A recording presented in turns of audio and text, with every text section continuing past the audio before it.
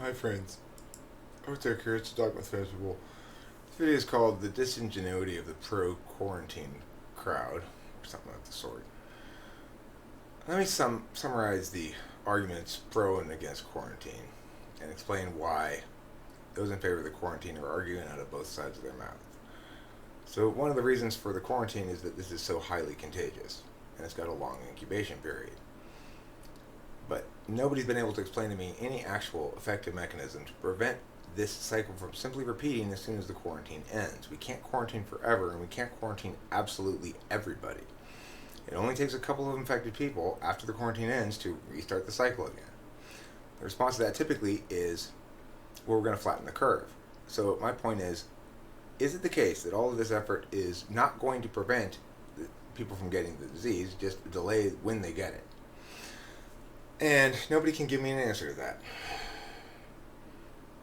Anchor Jason Blood just tried to tell me that, in fact, we would successfully stop the spread once the quarantine is over, because that we would have essentially extinguished the virus. But that's where I say talking out of both sides of their mouth. One of the reasons why this purportedly is, justifies this quarantine is that it's so highly contagious and such a long incubation period that the spread of it through normal behavior is inevitable. There's enough interaction between people that's required by life that there's still going to be some people who have this in the incubation period, potentially, or showing no symptoms, potentially, at the end of this quarantine, no matter how long we make it. I mean, maybe if it were a year long, maybe we could extinguish the disease. I've been told to wait for a vaccine. Well, we have no idea how long that's going to take. I hear that there's some vaccine that's beginning human testing.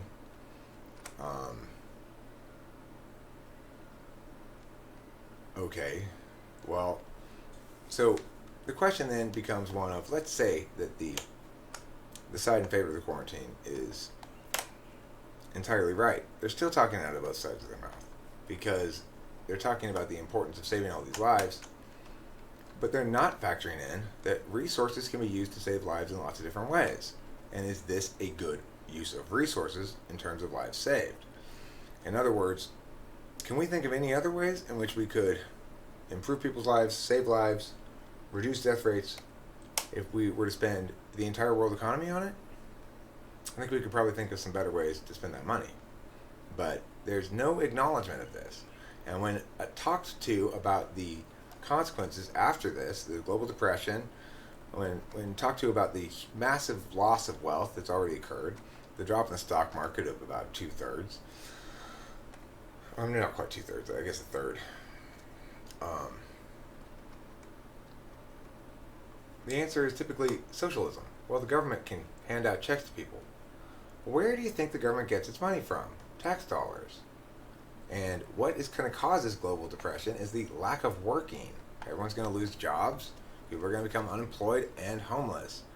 People who are homeless are exposed to all sorts of problems, including getting more diseases and getting sick and spreading those diseases to people.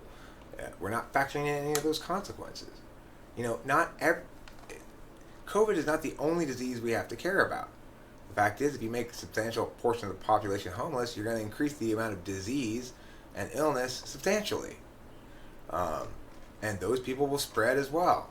If we're talking about changing society forevermore such that people don't have public contact with each other, is that really a successful conclusion to a virus?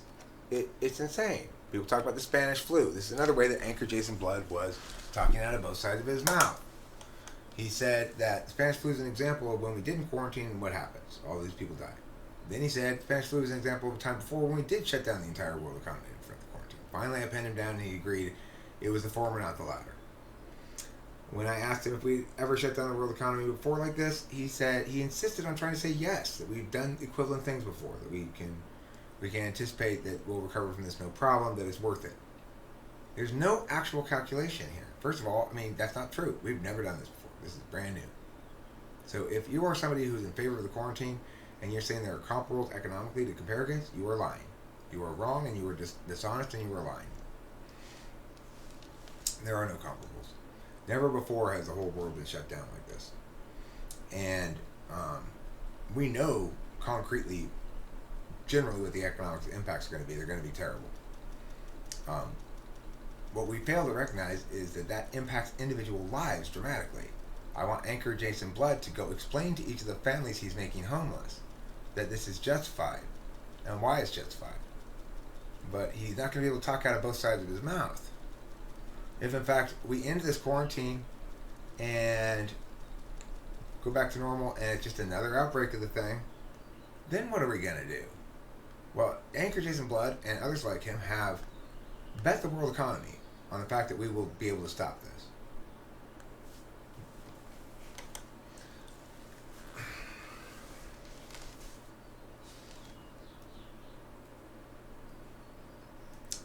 We have to compare against comparables. The death rate of this, the fatality rate, any sane human being, anybody who's thinking at all agrees, is about 0.2%. It's about a tenth of the U.S. 2% rate. Because only the most sick people are getting tested right now. So we know for a fact the fatality rate is way lower than that. So there must be something else special about this virus that makes it necessary for us to do this, whereas comparables, we have such a dramatically less significant reaction to it. And when asked about what those specifics are, I get answers that indicate the solution's not going to work.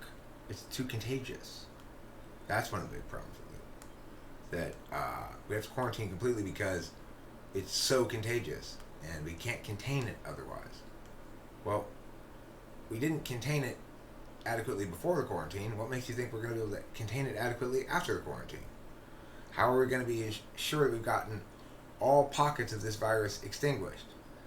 How long are we going to quarantine for to make sure that's the case? And what about the people who have to go out and about? What about when, I still go to the grocery store? Other people are in the grocery store too. Is there an indication that, in fact, you can't be reinfected by this?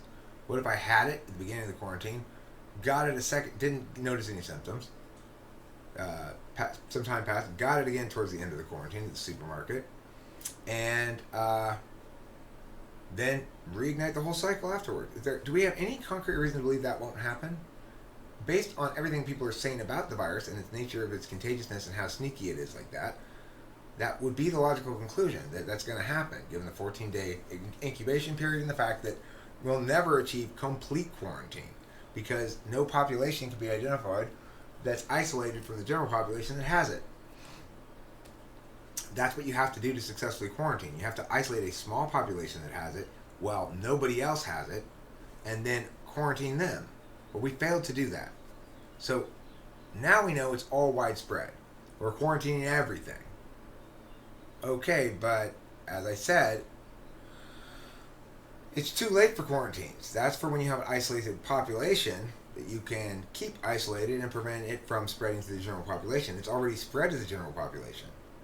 So now we're saying, well, that's why we have to quarantine everybody, but there's no reason to believe that we're going to successfully prevent it from continuing the cycle afterwards because it's already in the general population. We haven't isolated anybody. We've isolated everybody from everybody is not isolating anybody. It's just delaying the inevitable re-emergence of this because there's enough interhuman contact that it guarantees we're going to still see some trickle of new cases, and it only takes a few who don't have any symptoms, who travel around the world, to infect the whole world again. Now, if we could get some guarantees, maybe, that this effort would, in fact, stop the virus cold in its tracks, it would extinguish this, make it an extinct virus like smallpox or something, and we could have some guarantees that within a month we'll have a working virus vaccination and everybody gets vaccinated, will be able to go back to their life as normal. I mean, even then, you got to wonder, why not just endure the costs, the health costs, the deaths, and the healthcare expenditures in the meantime? Because, I mean, surely if we're going to spend that much money to save lives, we can do a better job than this. I mean, the amount of money per life here is astronomical. Additionally, there are 7 billion people on the earth. When a natural phenomenon like this spreads across the earth, and it says either everybody has to fundamentally change everything they do for a long period of time and stop being themselves for a long period of time, or some vulnerable population will die, well, it's like, we're not supposed to be able to communicate so well that we can actually implement that ridiculously stupid plan. The vulnerable population has to be responsible for themselves. They have to go, I'm vulnerable population, so I'm going to isolate. I'm going to make sure that I'm not exposed. I'm going to take on that burden. I'm not going to expect the rest of the world to take it on for me. It's insane. I've got an elderly mother in a nursing home. Do I feel she's somewhat less likely to contract COVID in the status quo than if it were just at the nursing home that were on serious lockdown? Maybe a little less likely. Do I think that justifies any of this? No, not remotely. We should be able to take significant measures for significantly vulnerable populations and achieve almost the same impacts as quarantining everybody. The only impacts that aren't going to be achieved are those that prevent people who are mostly healthy from getting the disease and experiencing very few harms at all, if any. Remember, 80% of people who get this virus experience no or very mild symptoms such that they don't think there's anything wrong with them. And all of those people, once the quarantine's over, are going to go about their business as though they never gotten the illness and will never be aware they had it. How long are they still contagious for? It's not clear exactly. Like I said, can they get reinfected? Not clear exactly. Yet people feel as though they're justified in advocating for this substantial, incredibly costly thing without actually being honest about the costs. They say the government can mitigate this a little bit, but again, even if it's the case the government can mitigate this and we can do this once, is this really what justifies it? And the answer is clearly no. What happens next time when there's a real virus that has a real death rate of like 10% or something, and that really fucks people up? What are we going to do then? We're going to have expended all the resources we have. We don't have an infinite number of resources. The government can't just print more money without causing inflation unless that infusion of additional capital into the economy represents actual additional wealth. Well, everybody stopped working, so the amount of total wealth being generated by the nation has dropped dramatically. Meanwhile, the amount of pressure on the tax revenue that the government has stored up or whatever is dramatically increased. So revenue for the government's gone way down. Need for government spending has gone way up. Where does that wealth come from? It has to come from somewhere. You can't just make it. If you just print the money, you get deflation. Everyone's dollar becomes less valuable. That is a way to, I guess, attain redistribution benefits. But it's a terrible way to do it. You'd be much better off retaining the value of a currency and just giving cash payments directly to people. Much better off. Nobody's thinking, though. Nobody's being honest about this. We have to compare against comparables. The comparable that people bring up is the Spanish flu, and they say it causes many millions of deaths because we didn't quarantine. I would point out that medical care is much better now, that there's been no flood of hospitals as threatened, that in fact hospitals are empty. Doctors' offices are empty here in the United States and in California. You might say that's because the quarantine is working. I'd say it's because I've been right all along. This thing is not nearly as bad as it's being portrayed. It is bad. It is new. It is unusual. But it does not justify this response that's so totally out of proportion from how we respond to comparables. Had we quarantined during the Spanish flu, the Spanish flu is something that you can actually quarantine more successfully. You can find people don't get the Spanish flu without having symptoms of the Spanish flu. It doesn't have that long of an incubation period. It's a different kind of virus, and this kind of virus, all the arguments about why it's so special and why we have to do something big, actually argue against doing this. Because if it's that contagious, then we're not actually going to stop people from getting infected, and we're just going to flatten the curve. But as it's turned out, this flattened curve is so flat at this point that there's no strain on the hospitals in the United States. Now, I've also been told, well, Japan has a very old population, Italy has a very old population. Okay, if you have a large amount of vulnerable population, then you might want to take somewhat more extreme precautions for people who are going about their business as usual. I think the idea of wearing masks is a good idea. If it works, then that should be suggested. I think the idea of warning those vulnerable populations to stay isolated and to deal with the populations that serve those vulnerable populations and make sure that there's no way that the virus gets into, as best you can, gets into those facilities where the vulnerable populations are, fine.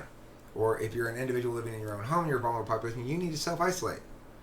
And that might mean a significant amount of the population of Japan does self-isolate. Fortunately, with this virus, it's the least economically productive section of the population. So as a consequence, you still have the robustness as a country to deal with their problems and help them.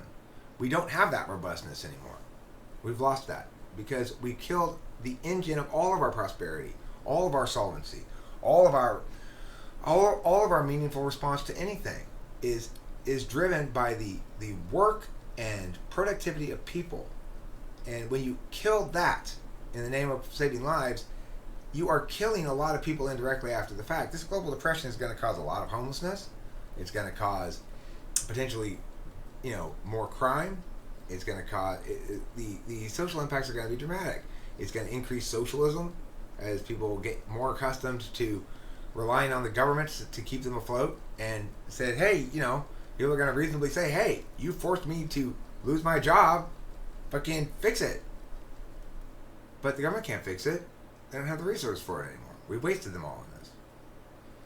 So when I say that the quarantine people are disingenuous, they're arguing out of both sides of their mouth, I'm talking specifically about a couple of different things. One, they're not acknowledging that nothing like this has ever happened before and that wealth is finite.